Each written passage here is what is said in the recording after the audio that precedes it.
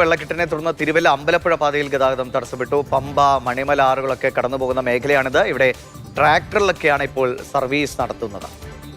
ആളുകളെ വെള്ളക്കെട്ട് രൂപപ്പെട്ട സ്ഥലങ്ങളിൽ നിന്ന് മാറ്റിക്കൊണ്ടുപോകുന്ന കാഴ്ച കൂടി നമുക്ക് കാണാൻ കഴിയുന്നുണ്ട്. CK അഭിലാൽ വിവരങ്ങളുമായി നമ്മളോടൊപ്പം ചേരുന്നുണ്ട്. അഭിലാൽ, എന്താണ് പത്തനംതിട്ടയിലെ പൊതു സാഹചര്യം? നദികളൊക്കെ ഏറെക്കുറെ അപകടകരമായ നിലയിലേക്ക് അവിടുത്തെ ജലനിരപ്പ് ഉയർന്നിട്ടുള്ള സാഹചര്യമുണ്ട്. റോഡുകളിലൊക്കെ വെള്ളക്കെട്ട് രൂപപ്പെട്ടിട്ടുണ്ടോ? പുഴയ്ക്ക് സമാന്തരമായ റോഡാണ്. നെടുമ്പറം സെന്റ് ജോർജ് ഓർത്തഡോക്സ് പള്ളി മുതൽ മണക്ക് ആശുപത്രി വരെയുള്ള ഭാഗത്താണ് വെള്ളക്കെട്ട് രൂപപ്പെട്ടിട്ടുള്ളത്. ഇന്നലെ രാവിലെ സാവധാനം റോഡിലേക്ക് വെള്ളം കയറുകയും പടിപടിയായി ഉയർന്ന ഈ പരുവത്തിലേക്ക് എത്തുകയുമാണ് ഉണ്ടായത്. പൊതുഗതാഗതം പരിപൂർണമായി തടസ്സപ്പെട്ടതോടുകൂടി ട്രാക്ടറിൽ അത്യാവശ്യക്കാരെ ഇരു കരകളിലേക്കും എത്തിക്കാനുള്ള സർവീസുകൾ ആരംഭിച്ചിട്ടുണ്ട്.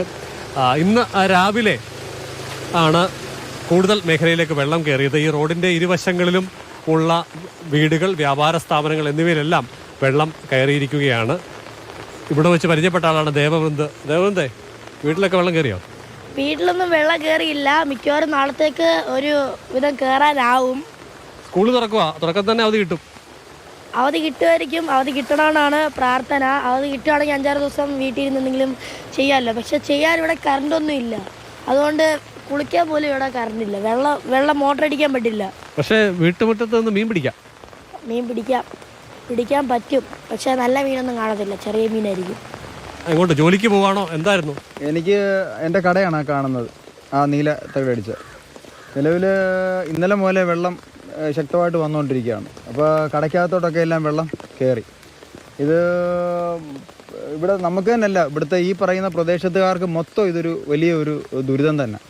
ഏകദേശം ഇവിടുന്ന് ഈ വെള്ളം വരുന്ന കാരണം, ഇവിടുന്ന് ഇങ്ങോട്ട് ഈ മട പൊട്ടി വെള്ളം വരുന്ന കാരണം ഏകദേശം ഒരു 100-150 വീടിനകത്ത് ഉള്ള ആൾക്കാർ അതിനകത്തുണ്ട്. അവരെല്ലാം ഇതുപോലെ തന്നെ ഭക്ഷണത്തിൻ്റെ പ്രശ്നങ്ങൾ. ഇപ്പോൾ അതേ കറണ്ട് ഏകദേശം മിനിഞ്ഞാന്ന് ഉച്ചയ്ക്ക് പോയതാണ് കറണ്ട്, ഇതുവരെ വന്നില്ല. എല്ലാ ആൾക്കാരും ഒരു മൊബൈൽ പോലും അവർക്ക് ഓണാക്കാൻ പറ്റാതെ പഠിക്കുന്ന കൂടി. ഇപ്പം നാളെ പരീക്ഷയുണ്ട്, ചേർത്തല വെച്ച് എക്സാമുള്ള കുട്ടികളൊക്കെ ഒത്തിരിയുണ്ട്. അവർക്കും ഇതുപോലെ ഭയങ്കര പ്രശ്നമാണ്. കാര്യം അവർ പഠിക്കാൻ പോലും നിവൃത്തിയില്ലാത്ത രീതിയിൽ, ഇപ്പോൾ കറണ്ട് പോലും ഇല്ലാത്ത രീതിയിൽ ഭയങ്കര ഒരു അവസ്ഥ തന്നെയാണ്.